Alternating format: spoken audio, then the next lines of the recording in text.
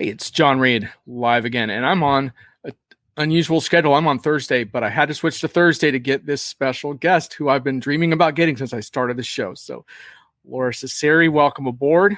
Thank you, John. We're going to talk with Lora about supply chain disruptions, upheavals, everything we faced during the pandemic. Is there hope for supply chain modernization? Laura's got her countdown of most hated supply chain buzzwords. I can't wait to go through that. So this is going to be a action-packed broadcast. As always, your comments and questions will drive everything. So I think it'll be great. Now, I did want to say that Laura's a perfect guest here because this is basically a loosely inspired show for my weekly Hits and Misses column. And I would say Laura's one of the most prominently featured bloggers in that column over the years, and there's a reason why. It's not just the fact that she's an expert in supply chain, but she brings a really unique point of view in her blogs that I think is memorable and important.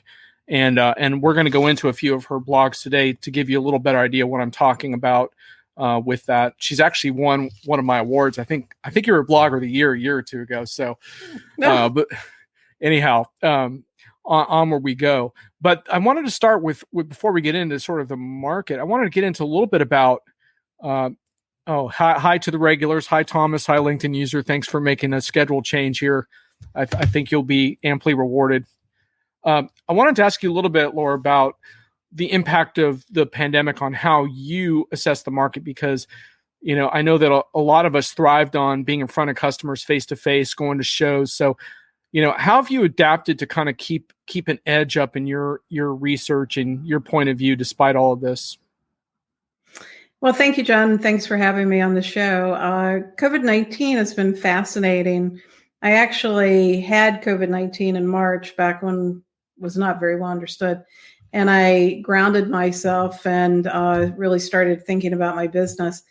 And it's been a good time to stop and reflect and to do more podcasts and more writing and help supply chain leaders not just think about the supply chains they have, but how do they build better?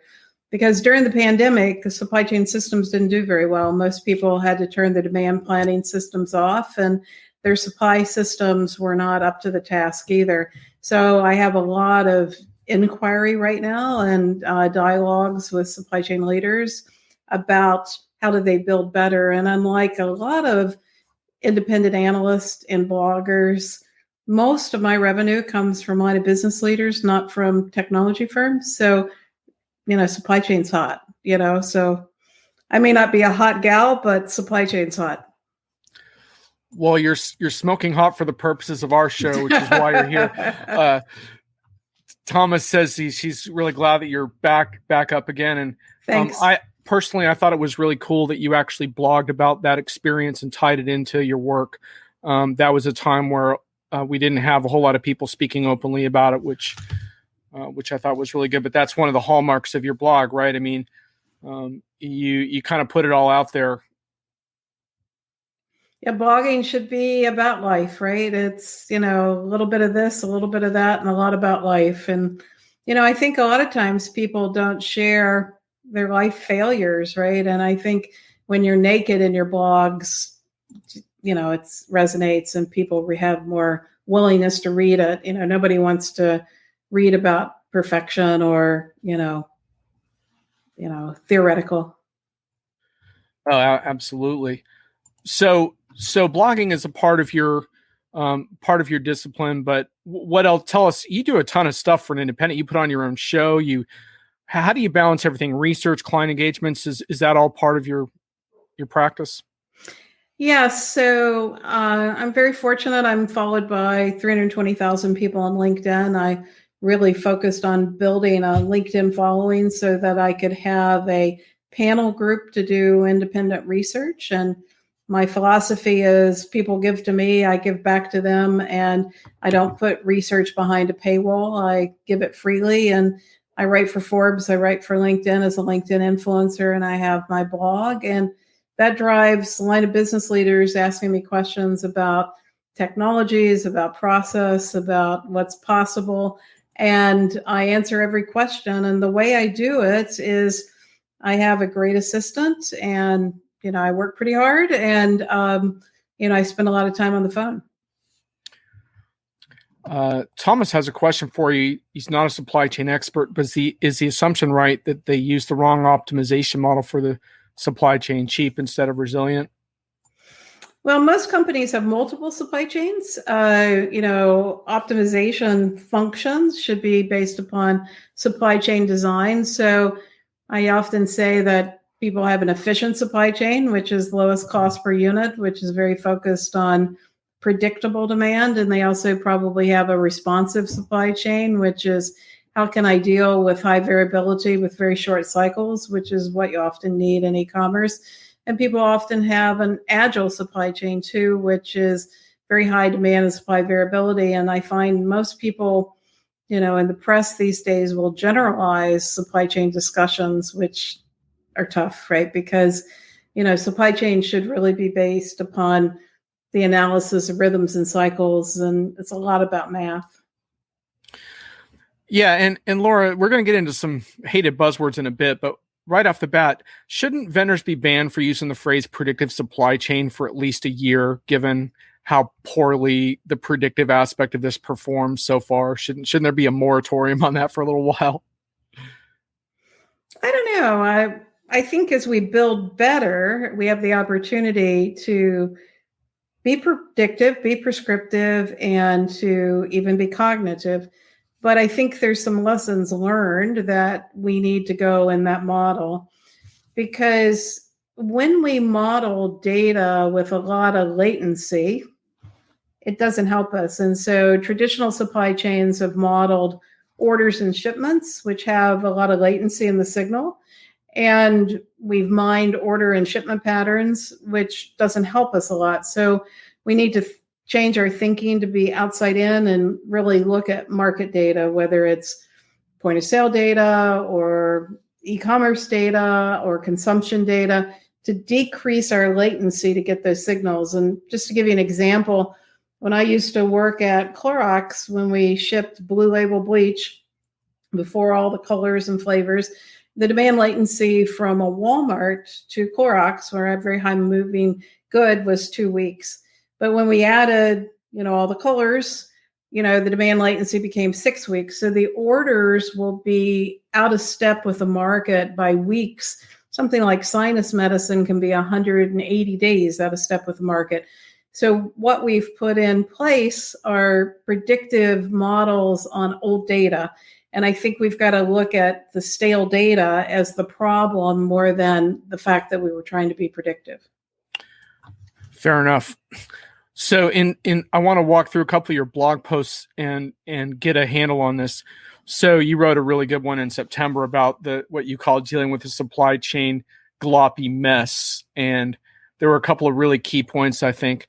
You talked about the traditional processes aren't equal to the wild swings of the market. Pre-pandemic, only 30% of supply chain leaders were satisfied with their supply chains. During the pandemic, business leader satisfaction is falling precipitously, and most are struggling to find consultants to help. And then you walk through a bunch of disparate examples through industries of volatility of various kinds. And you continue along a little bit and say, over the course of 3 decades, companies invested in enterprise systems to improve functional efficiency. Today, the pandemic is highlighting the folly. Efficient functional systems tethered to ERP are inflexible and self-serving. The conventional supply chain processes are unable to sense and respond as markets shift. So tell us more about that. I think that's a crucial point.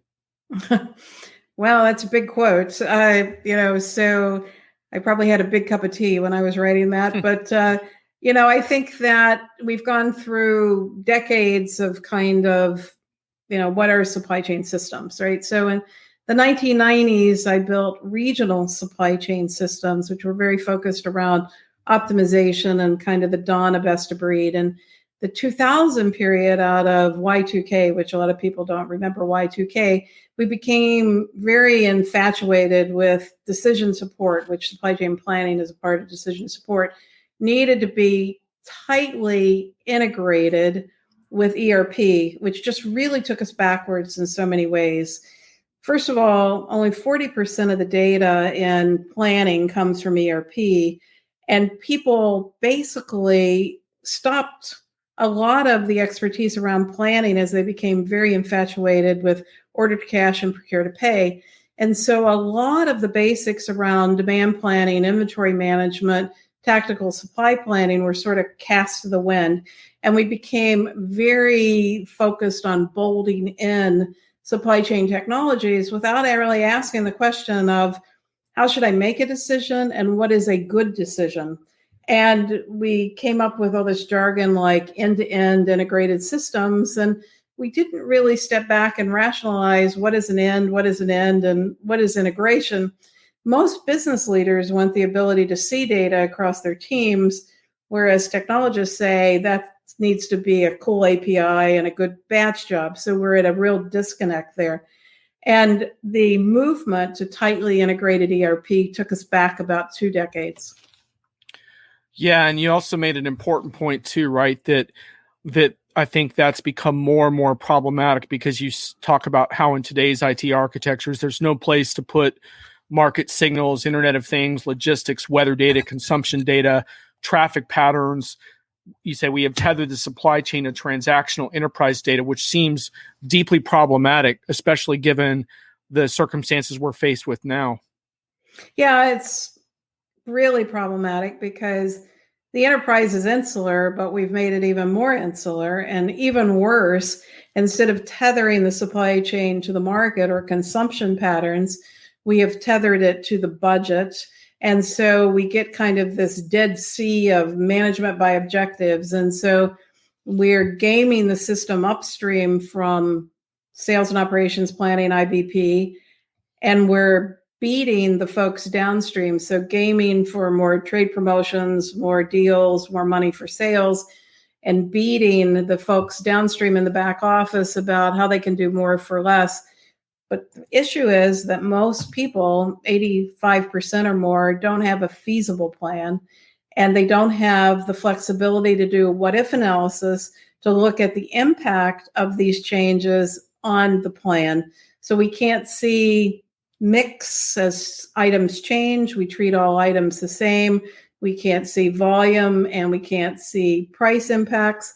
So we can't have good discussions about how we make decisions. The good news is, I think out of the pandemic, people are waking up going, what I have today just doesn't work, right? And what I've bought is really legacy. So how do I start all over again? And how do I build outside-in processes? And how do I help people with a what-if analysis to help them do their jobs and make better decisions? So the confidence is shaken then, which can be a good thing, I guess. Yes, right. Yeah. Thomas raises this point you were referring to around predictive. How can a model predict a situation if it hasn't been and couldn't have been trained for, lacking the data? So I guess that is the problem of unique historical circumstances as well, huh? Well, you can see patterns in models, right? You may not have seen that particular event in history, but you might have seen patterns in terms of demand consumption. And really what the models need to do is mine the patterns. Where we've gotten lost is trying to be too precise on imprecise data and not really look at the patterns, right? The supply chain is all about dancing with, variation and grayness, and setting up buffers and looking at, alternate supply and coming up with what-if analysis. And so you got to be able to dance in the world of the gray if you're going to be a supply chain leader. Greg was struck by your comment around 85% don't have a feasibility plan. That's kind of shocking number. Yeah, feasible plan, right? And so what's happened is we've gotten a longer tail in the supply chain. We've increased demand error, and most people, still use Excel spreadsheets as their planning tool.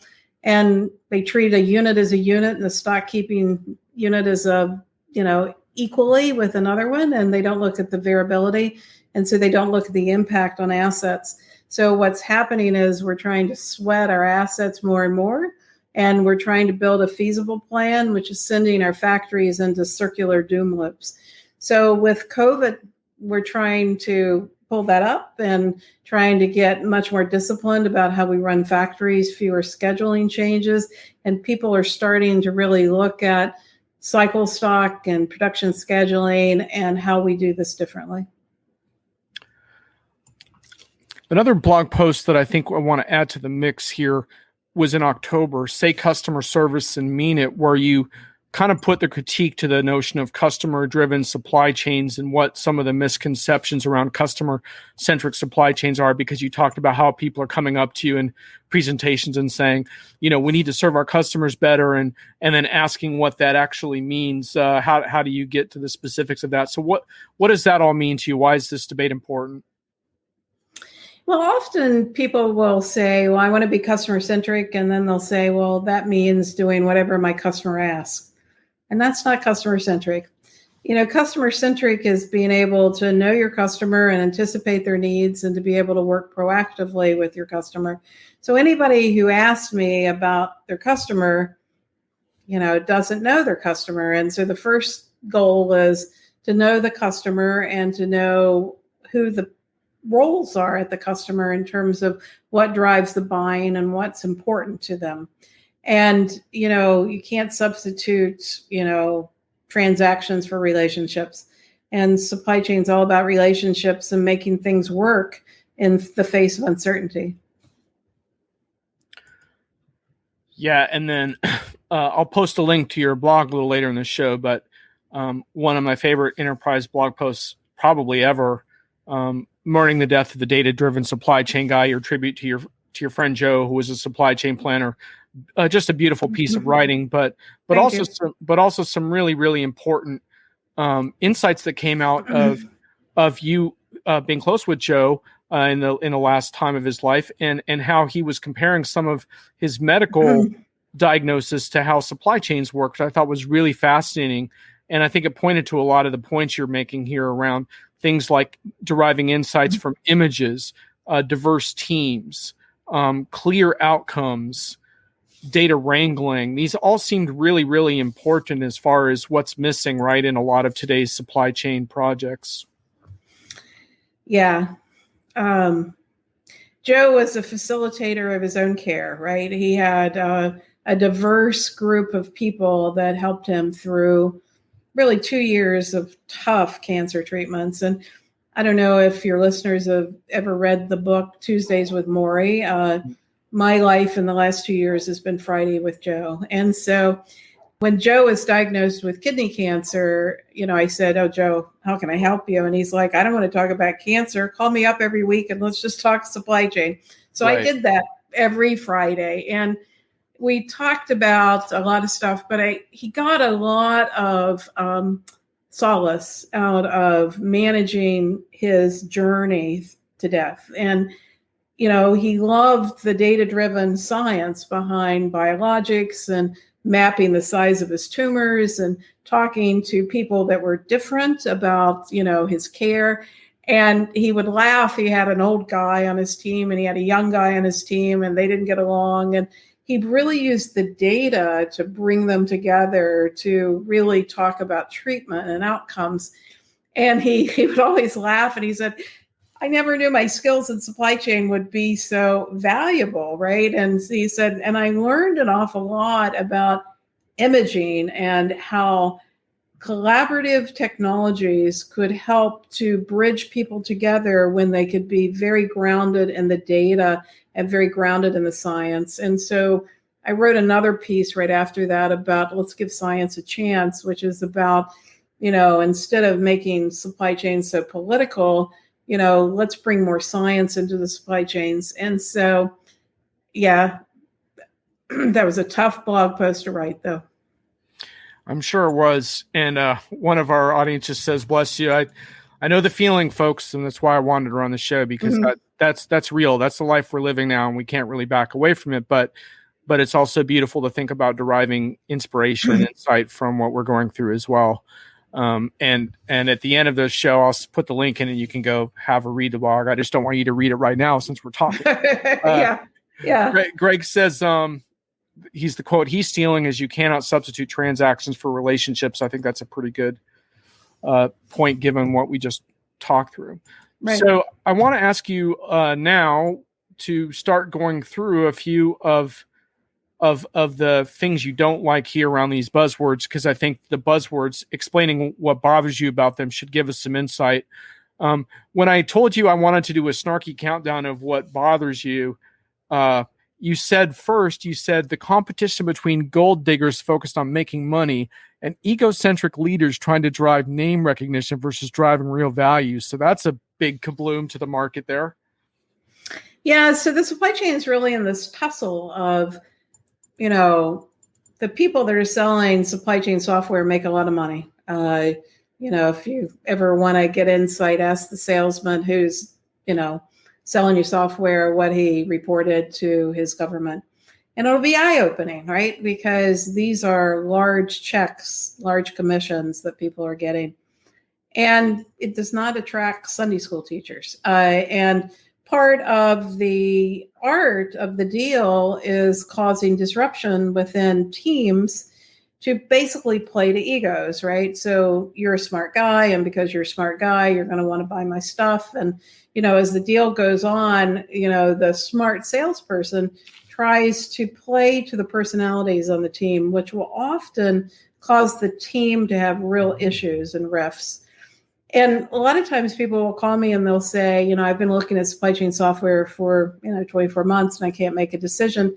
And it's because there is an intentional drive by the supply chain salesman to cause disruption and to basically, sell. And they get into this real issue of how do I make a decision?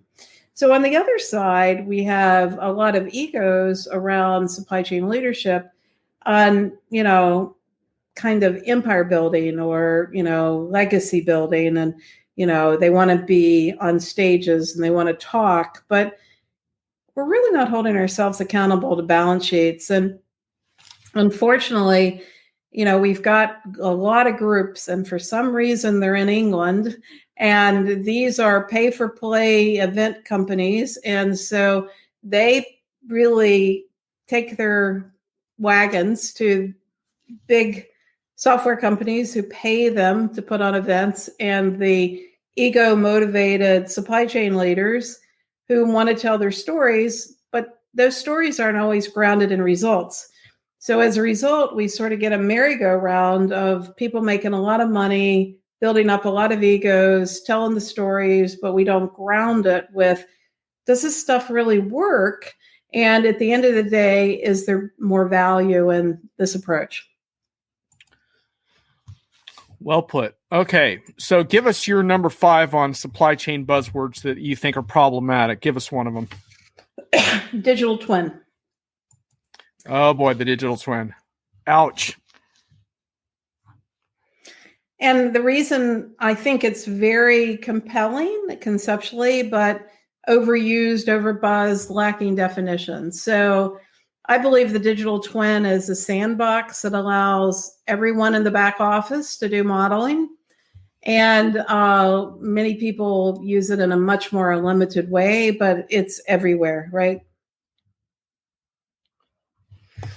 So your issue is more that the hype exceeds the practical reality at the moment. Yeah, just that it's buzzy without definitions, right? I think that advancement requires big wings, that we teach people the promise, but we ground it in very solid definitions. And, everybody's got a digital twin, and, the digital twins do everything, including baking bread for your dinner. And, they're not grounded in reality. Yeah. If the digital twin could bake for me tonight, I would definitely, my perception of digital twins would go through the roof. Yeah. All right. Give us another one. Control tower. Oh no. What's wrong with the control tower? That gives me that feeling of overseeing all my operations, visibility. It sounds great. Sure. What are you controlling? Most of the time people put in technology and they want visibility, but they don't know how to define visibility. And I'm a chemical engineer, so I spent many years in control theory. And what is it you're controlling and why? And people can answer that question. So everybody's walking around, thinking that they need like an airplane cockpit, control tower. But that airplane cockpit control tower is designed to control planes landing safely. It wasn't designed to just see planes in the sky. It was to land the plane safely. So what is the goal of the control tower, and how do you get from visibility to action? And people can answer that question, and everybody in the space technologists have a control tower. They all look differently, and most of the time they don't land the plane. Josh Greenbaum chimes in. Digital twin is a great buzzword that allows vendors to pretend they're more innovative than they are. Ouch. Sounds like Josh needs a break from some of his analyst briefings today. That's kind of rough terrain there. Okay, give us another one, Laura. Oh, by the way, Laura says hi, Josh. The integrated end-to-end supply chain. Oh man, what's wrong with end-to-end supply chains? It sounds really cohesive. Well, the problem is, what is an end and what is an end? And why is it integrated versus synchronized and harmonized? And what are you trying to drive, right? So a lot of times people will say to me that they want to have an integrated end-to-end supply chain that's agile, responsive, and efficient. And I'm like, you don't know supply chain, because you really have to be conscious of choice around the response, whether it's efficient, responsive, or agile. And the supply chains need to be designed, and we've got to be conscious about what is an end, what is an end. And integration just takes us down a wastebasket, right? We really need to be focused on synchronization and harmonization and managing flows. Josh says this is his break between briefings. Josh, well, I'm glad you perceive this as a break. That I'll take that as a high compliment. Well, yeah, I'm sorry to bore you on your break, Josh. But well, we'll try to keep things edgy for Josh. All right, you got two more. Give us another one of your unlikable buzzwords. Of my unlikable buzzwords.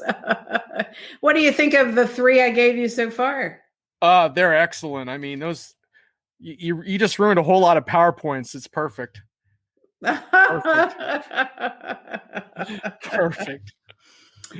Well, the other buzzword that, drives me nuts is seamless, right? So all technology companies have what I call the layer cake slides, right? So you've got the slide where you've got the technology company that's at the center of the world. And then you've got, the logo slide where everybody does everything for everybody. And both of those slides are really meaningless. And they say that they provide seamless results, right? So when I ask what is the result that's seamless, they can't answer the question, right? And so what I find is we get caught up in a lot of gobbledygook about what is it we really do. And I find a lot of what I call pink ghetto marketing, which is, a lot of hollow words that is out there, which has a lot of these smooth words that don't lead us anywhere. No worries, Josh. I won't put that out there. I saw what you did there. I'm going to leave that one alone. And also on your list, Laura, you had one of the terms we see a lot, which is IBP. What bothers you about IBP? Well, I will put that at the top of our list. All right. That's number one with a bullet, huh? Yeah. So integrated business planning sounds great. It sounds like a Band-Aid, right? I'm going to pull all these functions together and we're going to come up with a common plan and we're going to march together and we're going to work together and we're going to solve whatever the world problem is.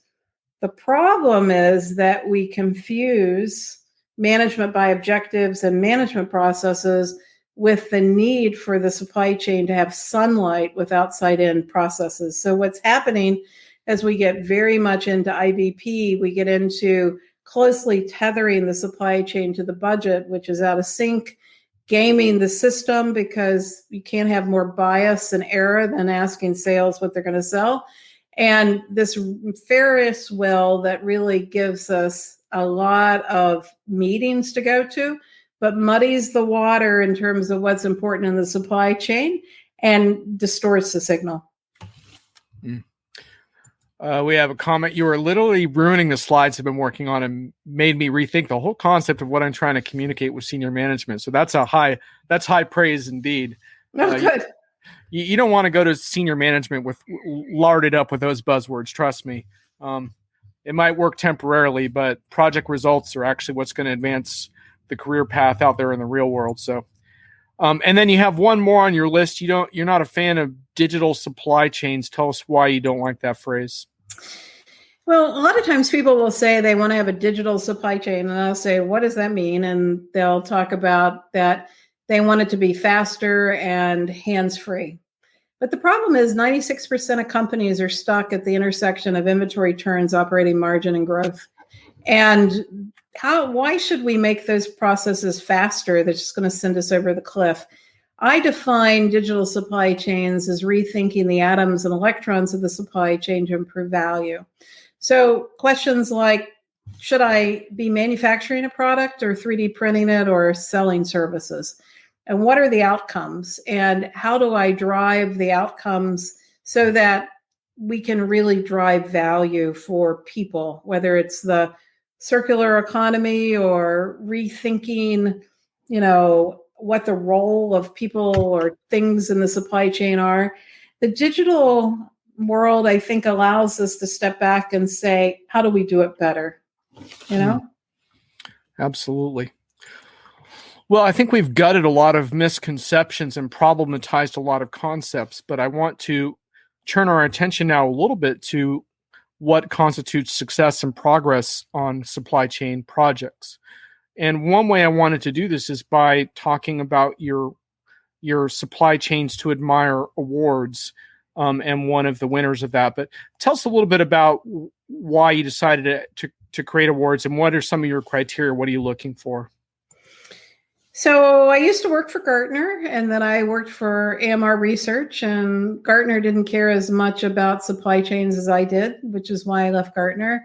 And AMR cared about supply chains, but was bought by Gartner. And when I was at AMR Research, we had a technique that we called the top 25. And it was the AMR top 25 that then became the Gartner top 25. And it was highly driven by consensus of supply chain leaders, almost a popularity contest. 50% of the determination of what was a good supply chain was based upon people voting. And that sounds good, but remember, we've got that flywheel effect of gold diggers and egos. And so you've got a lot of big egos out there that are telling their stories that aren't grounded in reality. And when I was an analyst and I was asked to vote on supply chains, I didn't know enough, right? I mean, I primarily covered process industries and, what's the difference between Airbus and Boeing and Sikorsky? I didn't know, right? So I started a data-driven initiative where I started plotting orbit charts at the intersection of metrics for supply chain. And I did a project with the University of Arizona on statistical mapping of what should a balanced scorecard in supply chain be. In other words, what group of balance sheet metrics, if people were really good at, would drive improved market valuation. And we determined it was growth. Growth correlates very highly to market cap. Operating margin could be gross margin or EVA, but those three. So I picked operating margin. Inventory turns, not cash to cash, because cash to cash is a compound metric, and we've elongated payables, but have not improved inventory. In fact, we've added 20 days of inventory across all industries in the last decade. And return on invested capital, which is looking at how effectively am I using the capital. Now, many times people have a much more simplistic view of supply chains, that it's a triangle that balances cash, service, and inventory, but that's too simplistic, right? And we don't have a good metric or benchmark for service. So while I value service in the complex nonlinear world, it's not on a balance sheet. So I started plotting orbit charts, which are really looking at the intersections of these metrics to look at which companies were driving improvement against the peer group. And determining the peer group was a whole activity that took me about 2 years to do. And then I worked with the University of Arizona to look at the combination of those metrics and how it changes over time. And I've done it for a decade now, and this is actually the subject of my next book, because what I see in peer groups are patterns where the leaders continue to do well year over year. So the progress at Ecolab that Alex drove, the progress at Schneider Electric that Annette and Murad have driven. But the perceived leaders like Procter & Gamble have not done well. And the perceived leaders, have kind of this false kind of stature in the market that kind of insulates us to look at value. And so I publish that every year, and then I write the case studies of the supply chain stood Meyer in the blog. And my new book is the case studies of the supply chain stood Meyer, and about the methodology and what I've learned by correlating the quantitative research to that balance sheet discovery and what drives superlative supply chains. Yeah, you have a comment. We have an audience member who is inspired by your commentary. So I hope you turn that inspiration into productive work in your project. That's thank you. But nice job, Lora. So I wanted to ask you in your Say Customer Service and Mean It blog, you talk about one of your award winners, the Sleep Number, that has won for 2 consecutive years. Can you tell us a little bit more about why this particular company excels in your view? I love the Sleep Number story. So the first thing that they do when they come to the stage is they ask you, what was your sleep number last night? Which is really a way of communicating how well did you sleep? And they don't believe they sell beds. They believe that they sell wellness and sleep. And they've got the largest database on sleeping ever, and all of their beds communicate to their database, and they're continually communicating to their customers about how they can use their product to sleep better. And sleep is really important to wellness, really important to everything as we age, right? Now, they own their supply chain all the way to the end. So, white glove delivery to an apartment in New York or, a farmhouse in Iowa. They design their supply chain for late stage postponement, and they own the supply chain all the way to the end. So why is it a supply chain stood Meyer? They have evolved the model focused on service and outcomes as they've grown successfully with the focus on the customer. They are outperforming the furniture industry on all of those 4 metrics. And I love what they're doing on innovation and analytics. They are not held to doing a project just because it has an ROI. Their management team believes it is core to their DNA to use analytics and new methods in supply chain to out-deliver against their brand opportunity. So it's a great case study in leadership. I muted out for a sec for my cough drop. Josh says, who needs TED Talks if you can get Lora to talk about supply chain excellence? Indeed. Thank you. Yeah, much, much better. All right. So now just to shift gears, you've kind of held out like what an award winner looks like.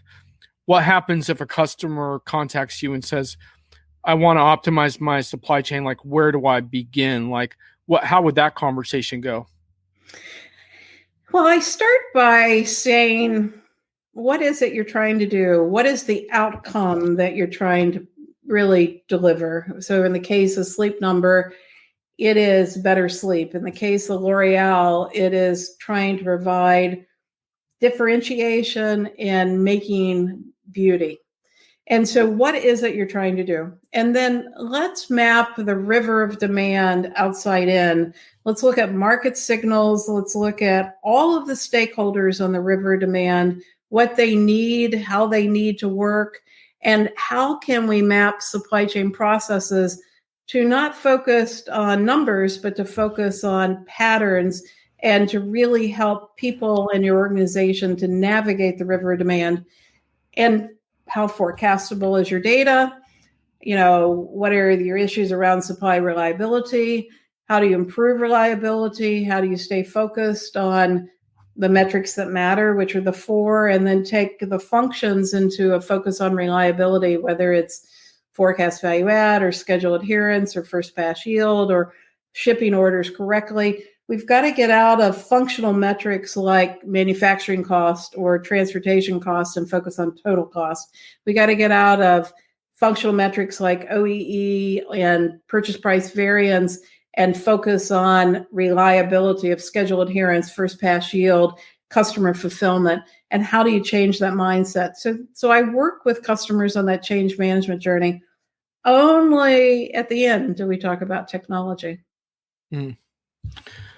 And is it the case where you eventually hone in on a particular area that is mutually agreed upon as far as a weak area or a place where you can get a quicker result and build momentum? Or like how does the project begin once you actually get into that phase? Well, I work with the team, facilitate the team to build their own roadmap based upon what they think's important for their outcomes, right? Mm-hmm. So back to the sleep number, they're really very interested in learning about sleep and tying it to the design of the bed and tying it to the implementation of the bed. Great, let's go do it. Let's talk about cognitive analytics and rules-based ontologies and how we do that, right? And so you start with what are the outcomes? But so many times we don't start there. We don't start with what is it we're trying to deliver to a buyer or a user of our solutions in terms of outcomes, and how do we really improve the supply chain delivery. What most people start with is, I want to bolt in technology, and here are my screwdrivers, and here are my big consultants, and here's my big PowerPoint deck, and they get misguided along the way. Comment by LinkedIn user, it's all really complicated. Multiple businesses within a company all find their own path due to lack of IT guidance. Got a comment on that, Laura? Yeah, I don't think it's IT guidance. I think it's business leadership. Every company culturally makes decisions slightly differently. So a company like J&J will always make their decisions locally and regionally. So Unilever the same way. That's their culture, right? And a company like P&G is more of a matrix organization. That's their culture. And a company like Dow is more corporately driven. That's their culture. So the question I ask people is, what is a good decision? And how do you build decision frameworks with technology to help people make better decisions? And how do you know that that is a good decision? And how do you build learning organizations on top of that? I think IT's role is to facilitate that journey. I do not think it's IT's role to drive that journey. Yeah, you just mentioned something that I picked up on in one of your posts as well that I thought was really interesting, because so many next-gen supply chain tools talk about planning, whereas you're really pushing more on decision frameworks. Can you explain what you see as the difference there? Well, planning is a type of decision support. Traditional supply chain planning, as is revenue management, as is trade promotion management, as is, sourcing strategies. And so I think we have to look at all forms of decision support, and we've got to ask ourselves, what is a good decision? How should people make decisions? Should it be local? Should it be regional? Should it be global? Who is the decision tiebreaker, which I believe is the P&L leader? How do we orchestrate so that they get the right information? It's a feasible plan. We're looking at what-if analysis. And then how do we drive after-action review for learning? And those decision frameworks are very important to be sure that we use the technologies. Yeah, and I'd ask you to have a few pointers on lessons from successful supply chain projects. And number one on your list was leadership with a bullet, which you already covered just now. Are there any other things that kind of stand out as far as some key characteristics you're seeing on supply chain products that are successful in your view? Successful supply chain projects or products? Can you clarify? Projects, like when you embark upon a supply chain project, what are some of the keys you observe to success? Are there any that we haven't mentioned yet? Well, I think that, supply chain projects often depend upon enlisting global teams, and global teams by definition require a leader that is good in managing diversity.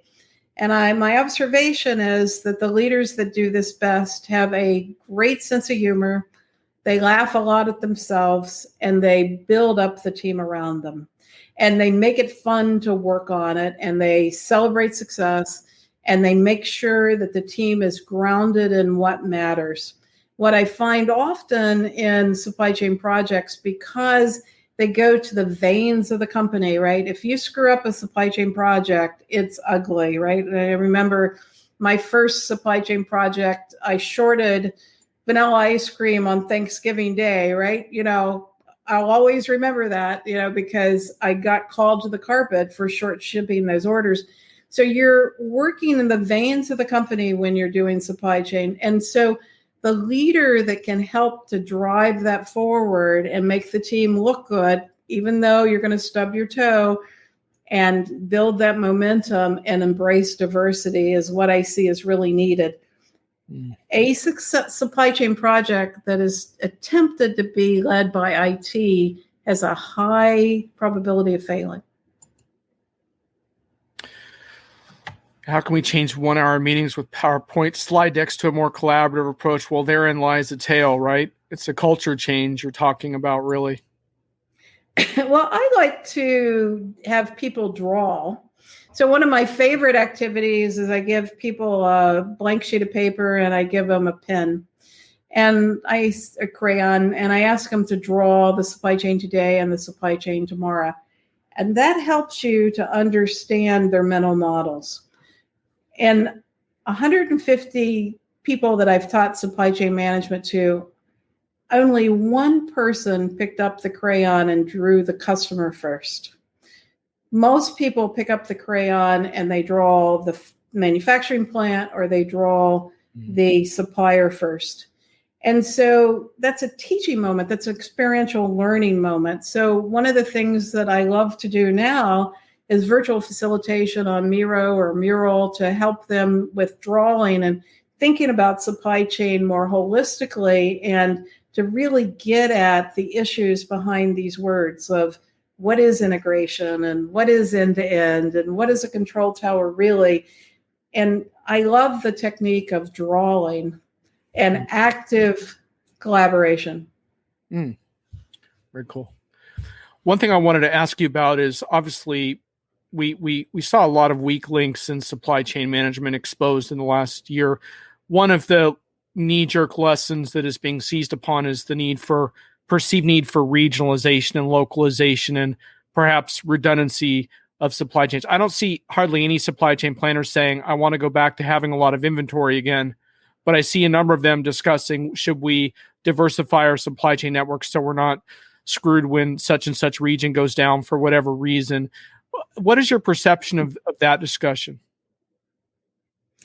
Well, we hit the pandemic with 20 days more inventory across industries than we had in the recession of 2007. And inventories today are pretty high. It's just we have the wrong stuff. So we've never had warehouses fuller. And one of the reasons why we can't offload the chassis in Long Beach is there's no place to put the stuff, right? Because we got the wrong stuff in the warehouses. So what are our lessons to be learned, right? There is a need for a regional supply chain. There's a need for a global supply chain.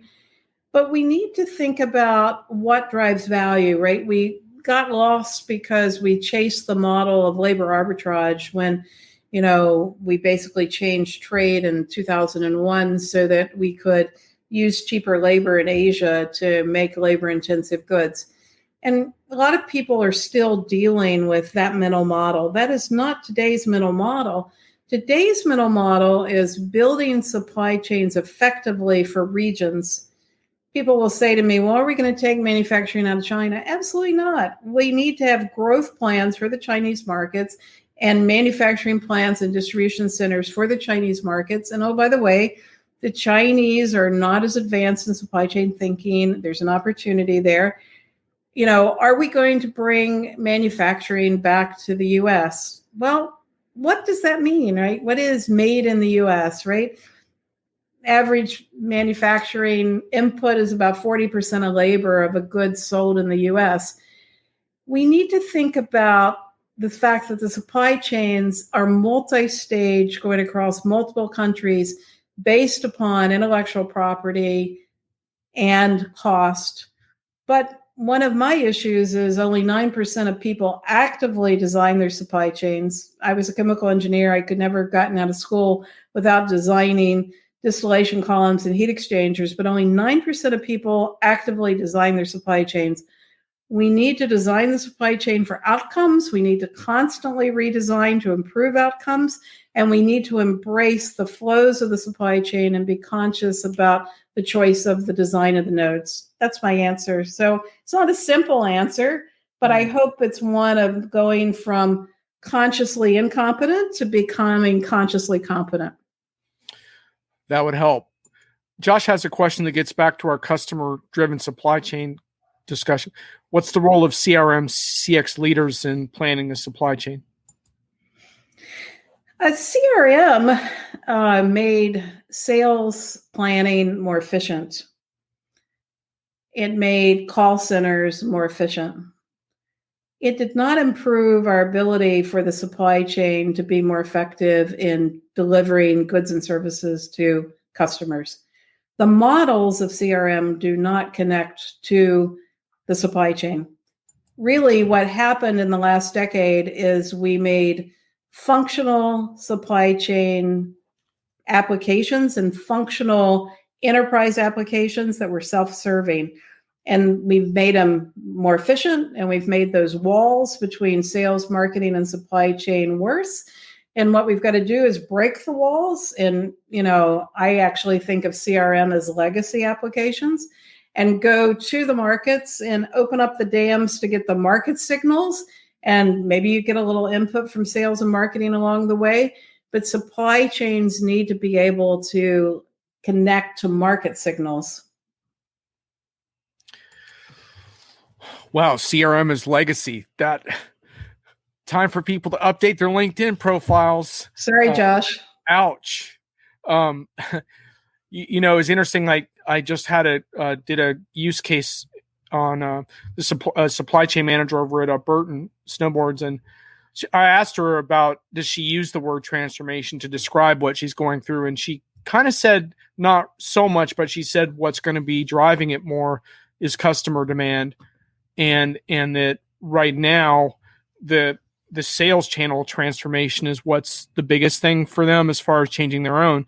And she said, right, they typically have a 2-year product development cycle, and now they want to get it down to 12 months. And so that kind of shift in customer demand and agility is affecting their supply chain planning. I thought that was interesting.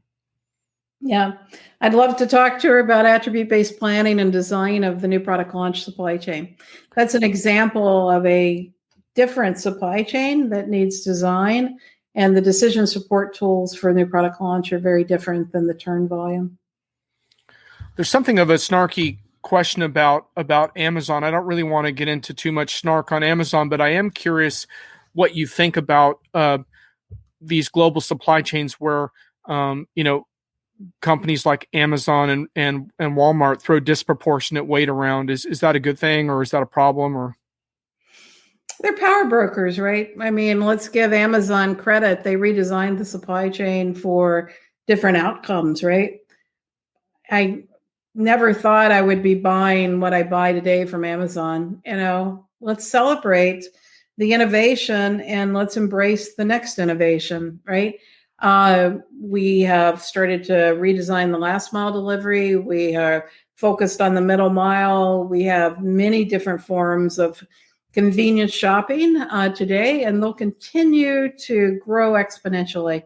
So I want to celebrate all the companies that have driven innovation and supply chain delivery and the experience. Yeah, and I'm going to post the link to your blog site in the chat. Still, I would ask if you guys can hold off on visiting that so we wrap up in a few minutes. But what I was going to also say to you is I think it's interesting how other opportunities are exposed as well. Because, like, for example, Amazon really sucks at last mile delivery. They have this whole gig economy nightmare. I mean, it's fine if you're going to order like some sponges or something, but like your Sleep Number people that own that last mile, I think have a potential tremendous advantage against the Amazons as far as their ability to own that part of the experience, which I think is so important.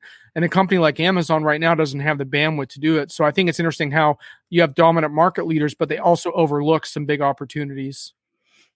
Well, owning the last mile and doing well at the last mile defines companies. But, I had a washer and dryer installed by Amazon and they did quite well. And I would never have thought that they would have done quite well. They actually did better than my local Lowe's and Home Depot on, installing equipment, right? So, yeah, there are issues, but I'm amazed what they've been able to do. Yeah. And Josh isn't quite letting go of the CX thing. He agrees that CRM software is legacy, but how CX creates demand impacts supply chain. Well, it's hard not to argue that point, I guess, but maybe, I think it's a piece of the puzzle, Josh, and that's a discussion for another day. And I think we would be far better to look at consumption data and the translation of consumption data and customer attributes to product attributes, and not just spend our time making salespeople more efficient. Indeed. Okay. In a sec, I'm going to ask you a couple of things. I'm going to ask you to talk about your show in the fall, because I think that's interesting. And then also want to ask you a little bit about how you sustain yourself during this time. But before we do that, I'm going to take a brief break for my enterprise hits and misses. I always have a whiff or two every week. I actually did have a whiff on Amazon throwing a big wrench into those gurus claiming this is the year of employee experience. It's an article about Amazon forcing its warehouse workers into brutal mega cycle shifts. And look, I mean, I don't want to totally trash Amazon at the end of the show, but the point being that it's more that employee experience, in my opinion, is a highly overrated buzzword that doesn't acknowledge the realities of what we're facing right now as workers. And then the other fun one was I told LinkedIn that I wasn't going to congratulate a contact for starting 3 new positions as per their notification. I only congratulate folks who are starting a minimum of 5 new positions at the same time. So 3 new positions was not enough for me. So Lora, this is interesting around your show. You do a show every year. I've actually always wanted to go. You're looking at a hybrid model for the fall. Tell us about that. Well, I had to cancel the event this past year because of COVID. And at that point in time, the virtual tools just weren't up to what I wanted to do. This year, I'm hoping that we can get the supply chain kicked into gear. And if anybody wants to read what the issues are on COVID vaccinations, I do a lot of active writing on that. But we didn't design the supply chain for effective vaccinations, but I'm hoping we solve that and that people can get their shots and we can do the show in mask. And I handpick all the speakers and we do tours, and the focus is on the supply chain stood mire and the companies that I think have really driven outcomes and about their journey. And it's a focus on leadership. So today I had an interview with a person from Bayer who's going to be speaking to the show on what is the tension between standardization and innovation as we think about manufacturing excellence and driving first pass yield and reliability in manufacturing. Great presentation. I have one that is on time to value for L'Oreal and how they're designing the supply chain so that you can scan the item at the shelf and see where everything came from and be able to get total transparency in the supply chain. We have a panel on blockchain pilots that we've been working on for the last 2 years in my Network of Networks group, where we're working on authoritative identifiers and hype versus reality of blockchain. And then we also have, a group that's been working on outside-in processes and how we can take market signals and use pattern recognition and cognitive computing on the translation of market signals into different forms of decision support. So the event is not your yada yada typical supply chain conference, and it's not a huge conference. It's really designed for a group of 75 to 100 leaders, and it will also be virtual. And I take all of the recordings and I put them on YouTube, and I also do case studies from them. So I'm hoping that it can jumpstart thinking in supply chain. Great. And that's coming up in September. So it's still a ways Correct. away for those of you who are trying to figure out if you'll be traveling in the fall. You have a while to figure that out. And if not, you'll be able to potentially attend virtually if you want to. So check her website for more on that. And by the way, if any of my regulars are noticing that I didn't flag Lora on saying the word blockchain, it's allowed when you say pilot. So Laura, we have a ban on the use of the word blockchain in the show, just because of the hype factor versus reality on the ground. But if it's a pilot discussion, I think that's valuable and interesting, because I think that's an acknowledgement that's where we're at, is pilots. Well, and just to give some context, this is a 2-year pilot between BASF and Evonik, where two trading partners who really have great relationships have tried to work on the mapping of master data and sidechain data and the definition of a node. And I think there's an awful lot to learn here from these pilots. Yeah, and that's an interesting one too, because when we have these debates, a lot of times we say, well, blockchain is more realistic in an industry where one large supplier can dictate like what they want the other suppliers to do.